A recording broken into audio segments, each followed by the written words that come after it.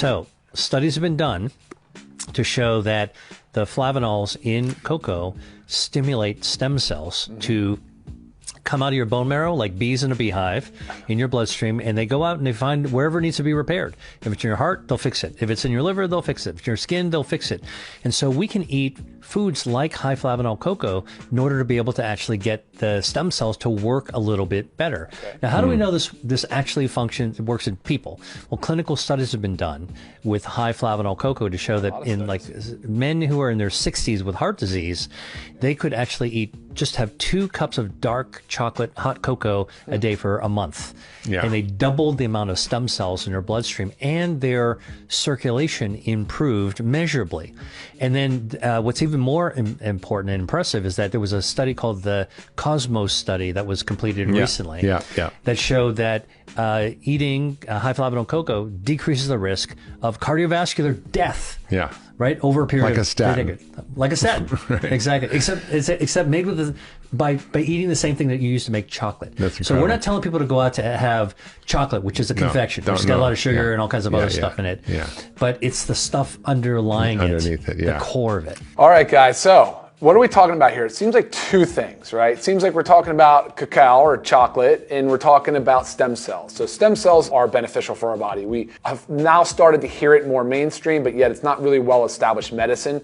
But of course, naturally, we want to stimulate stem cells. That is ultimately the goal because they are reparative. They will help repair tissues, rebuild our tissues, help do things like he referenced a study that prevents cardiovascular disease. They have an amazing, powerful utility in the body. So how do we do it? He's saying that using cacao is a beneficial way to do that because of the flavanol. Well, flavanols are phytonutrients, and there's thousands of them. So I don't know why we're focused just on chocolate. I mean, he didn't even really reference like what type of chocolate to be consuming, if that's how you can get your flavanols in. But for me, there's a lot of different ways I do this. Starting with like coffee. Like an organic coffee is high in phytonutrients and flavanols. So there you go. Cacao, of course, is. So if I'm having some dark chocolate, I'll choose a bar that's organic, at least 70% cacao and higher. But there's other ways. Like think about the saying that you may have heard, like eat the foods under the rainbow, the reds, anything colorful, orange, yellow, green, blue, those types of things, because they're high in phytonutrients and flavonoids. So when I was sourcing, for instance, the organic super greens and the organic super reds,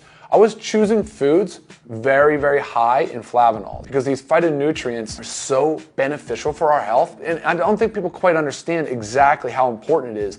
Calorie is a unit of measurement, but 1 calorie to the next calorie may not be the same. You have an ultra-processed food here, or you have a flavonoid over here, same calorie, but this one has much more flavanol, so more phytonutrients. Which one are you going to choose? Of course, we're going to go with the phytonutrients. Those chemicals, those things are what impact our biological systems, and those are the things that are antioxidants, and they're so really beneficial, guys, for helping us fend off disease and fight and decrease free radicals, which is ultimately a lot of inflammation. So he's probably referencing some really cool studies and some things that are of benefit, but at the end of the day, what does it mean? It means eat whole foods, real ingredients. Use supplement with things like organic super greens, the LiveGood organic super reds, the coffee. You even get it in the collagen peptides, as well as the proteins, whether it's the plant-based or the whey proteins. Whole foods, real ingredients. Consider some of the products that I've formulated using some of these ingredients because they're high in flavanols, and they can, of course, help with stem cell production like you saw here in the video.